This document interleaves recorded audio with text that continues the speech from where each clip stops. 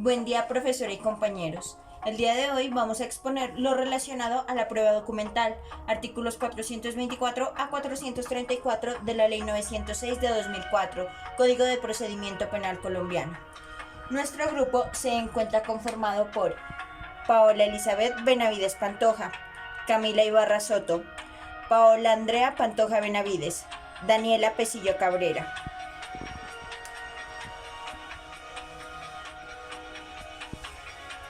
La prueba documental es uno de los medios disponibles para demostrar la veracidad de un hecho alegado. Esto por cuanto la información que consta en documentos puede ser elaborada por un juez como muestra veraz de la autenticidad. Artículo 424. Se entiende por documentos los siguientes. Primero, los textos manuscritos, es decir, un documento que contiene información escrita a mano sobre un soporte flexible y manejable, como el papel. Textos mecanografiados, que son todos los documentos realizados total o parcialmente con una máquina de escribir, y los textos impresos. Segundo, las grabaciones magnetofónicas. Entendemos por grabaciones el conjunto de imágenes o sonidos grabados, proceso de capturar datos o convertir la información a un formato almacenado por un medio de reproducción, audio y video. Tercero, los discos de todas las especies que contengan grabaciones. Cuarto, grabaciones fonópticas o videos, es decir, se entiende por todo lo perteneciente o relativo al sonido y a la visión. Quinto, películas cinematográficas. Sexto, grabaciones computacionales, es decir, las grabaciones en las cuales se han recogido una imagen, un sonido, entre otros. Séptimo, mensaje de datos. Octavo, el telex, telefax y similares. Noveno, las fotografías. Décimo primero, las radiografías. Décimo segundo, las tomografías. Décimo tercero, electroencefalogramas. Décimo cuarto, electrocardiogramas. Décimo quinto, cualquier otro objeto similar o análogo a las anteriores. Observamos que claramente el sistema procesal actual colombiano permite como medio de prueba todo objeto que sea considerado como documento y ostente las características anteriormente descritas. Ahora vamos a explicar qué es un documento. Es cualquier elemento que consigne en sí mismo un hecho, acto o acontecimiento. Al decir que es un elemento, se adapta perfectamente a los medios tecnológicos que vivimos hoy en día y dejamos de lado la idea cerrada de considerar un documento simplemente como algo que está escrito en un papel. Debe ser integrador de elementos que brinden un soporte material y, lo más importante, que sea contentivo de información útil y relevante al caso en particular. Ahora bien, los documentos se pueden dividir en privados y en públicos. Por su parte, los documentos privados, por su propia naturaleza, no pueden estar disponibles al público, sino en los casos solo donde la autoridad así lo disponga. Es así como este documento es aquel que no cumple los requisitos del documento público. Por su parte, los documentos públicos son aquellos emitidos por funcionarios públicos en ejercicio de sus funciones. Ahora explicaremos los elementos necesarios del documento. Decimos que el primer elemento es constar en un soporte material. Esto quiere decir que debe tener un sustento físico, ya sea en papel o en un medio audiovisual. Segundo, debe contener una información o contenido ideológico, con lo que consta un pensamiento humano. Y por último, debe ser perceptible a cualquier sentido del ser humano, con lo que se estará en presencia de un objeto.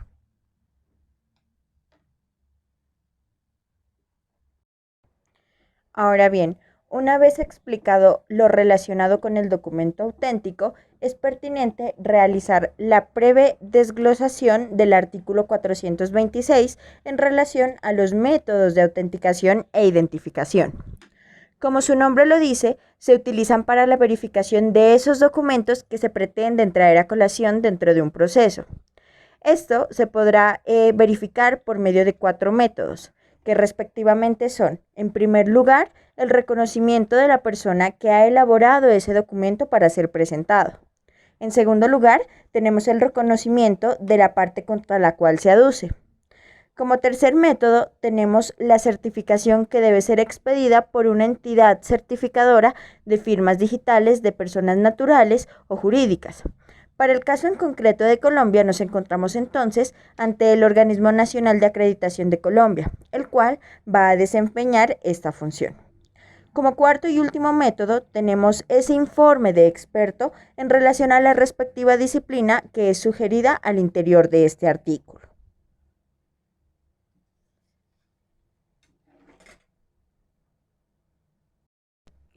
Por otro lado, también se puede presentar que existan documentos que constituyan un material probatorio que puedan proceder del extranjero.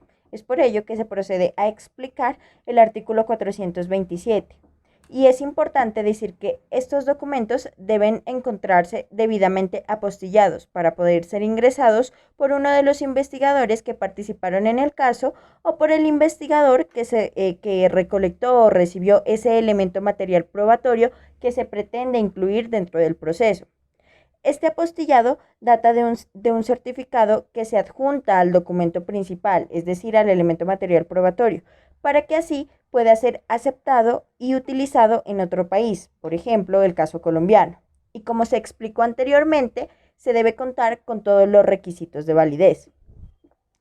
Por otro lado, cuando se trata de documentos procedentes del extranjero, se puede presentar la necesidad de una previa traducción de los mismos, donde procedemos al artículo 428.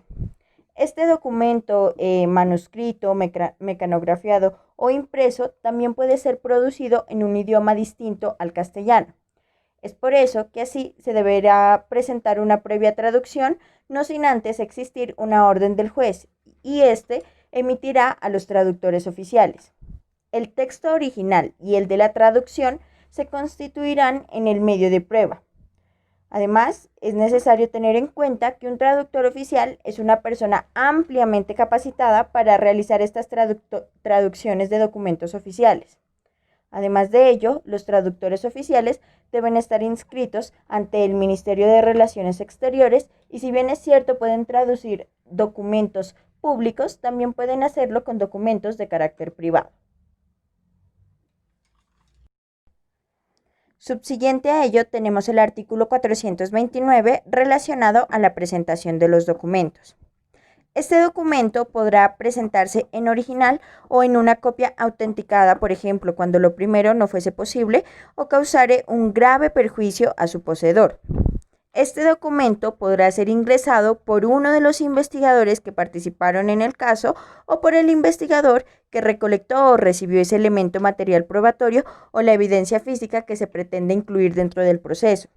En este aspecto, es importante resaltar que se debe tomar en cuenta el alcance del testigo de acreditación, quien se desempeña en ser una fuente indirecta del conocimiento de los hechos. Y para el caso de documentos públicos, por ejemplo, se hablará de la autenticidad de los mismos, mientras que cuando hablamos de documentos privados, va a ser ese testigo de acreditación quien refleje, bajo un análisis previo, la credibilidad de los documentos que se pretenden presentar al proceso.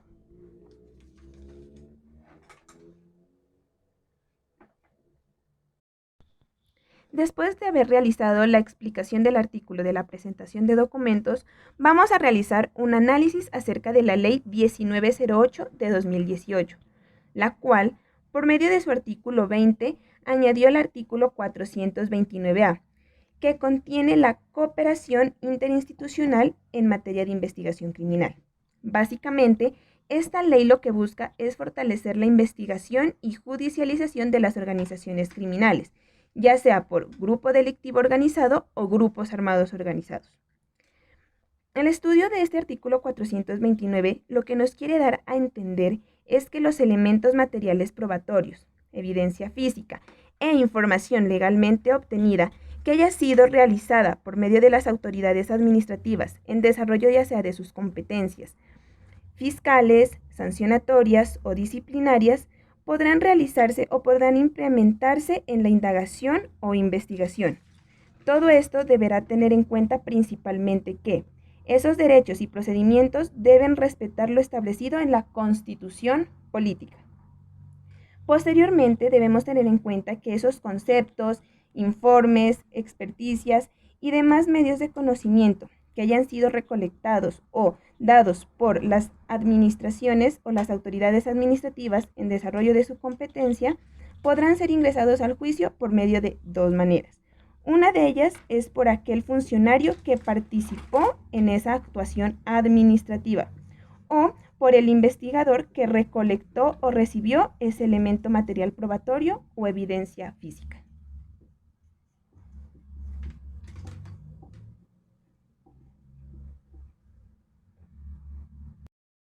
Ahora bien, vamos a estudiar el artículo 430 sobre qué son los documentos anónimos. Después de haber estudiado en qué consiste la autenticación e identificación de los documentos, debemos tener presente que cuando no sea posible establecer aquellos, estos van a recibir el nombre de documentos anónimos y como consecuencia estos no van a ser utilizados como medio probatorio. Asimismo, la legislación nacional reiteradamente ha negado a los documentos anónimos la condición de medio de prueba y solamente se les reconoce ese carácter de criterio orientador para labores como por ejemplo de indagación cuando suministran datos específicos sobre hechos o situaciones que interesen al derecho penal o con el fin de verificar su contenido. Debemos tener muy en cuenta que si estos recursos no garantizan esa autenticidad o mismicidad o la integridad de este medio, claramente esto va a perder esa convicción y no le brindará ninguna garantía al juez de que aquello que se está indicando es realmente lo que se dice que es.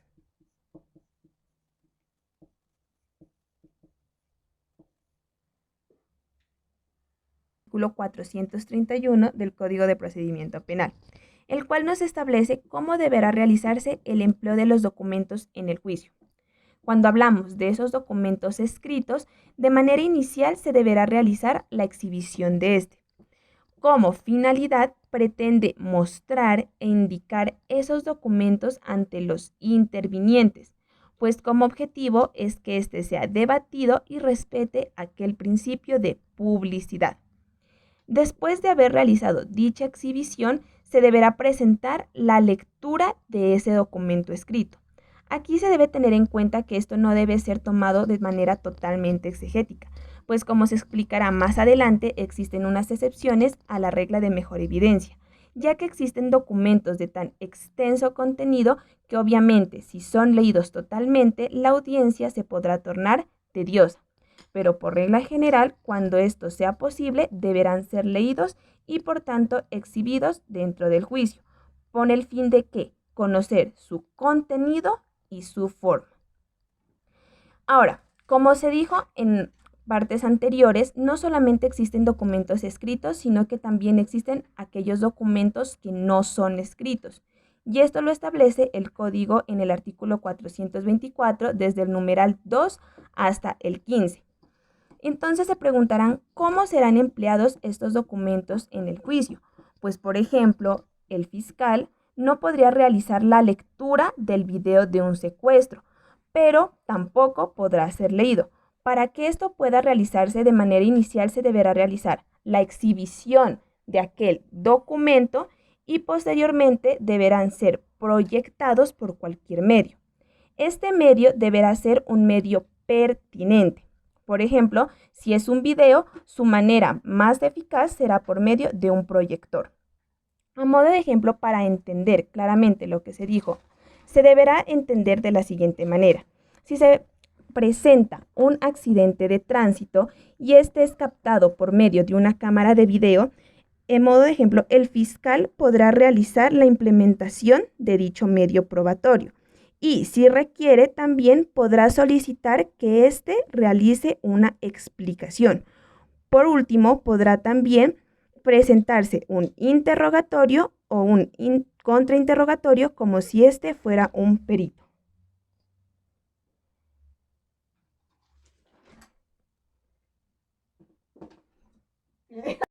Para finalizar, hablaremos del artículo 432 respecto a la apreciación de la prueba documental, entendiendo que el juez apreciará el documento teniendo en cuenta los tres siguientes criterios. Primero, que no haya sido el documento alterado en su forma ni en su contenido. Segundo, que permita obtener un conocimiento claro y preciso del hecho, declaración o atestación de verdad, que significa la testificación de un testigo, que constituye su contenido. Tercero, que dicho contenido sea conforme con lo que ordinariamente ocurre. Artículo 433. Criterio general. Este hace referencia a que cuando se exhiba un documento que tenga la finalidad de que sea valorado como prueba y éste resulte a su vez admisible, conforme con el capítulo anterior, el cual es el capítulo segundo respecto a presentación del caso. Se debe presentar el documento original para que conste la mejor evidencia, que quiere decir lo original. Para finalizar, encontramos el artículo 434 respecto a excepciones a la regla de la mejor evidencia. Encontramos que se exceptúan los documentos públicos o duplicados auténticos. También aquellos cuyo original se haya extraviado. Igualmente, los documentos que se encuentran en poder de uno de los intervinientes o documentos voluminosos y que solo se requiera de una parte o fracción del anterior. Por último, se encuentra como excepción que se estipule la innecesariedad de la presentación del documento original. Respecto al parágrafo que encontramos en este artículo, menciona: las anteriores excepciones no son obstáculo para que en ocasiones sea necesario presentar el documento original cuando se utilice para estudios técnicos, como lo son la grafología, que es el estudio de letras, la documentología, el estudio de documentos, o la cadena de custodia.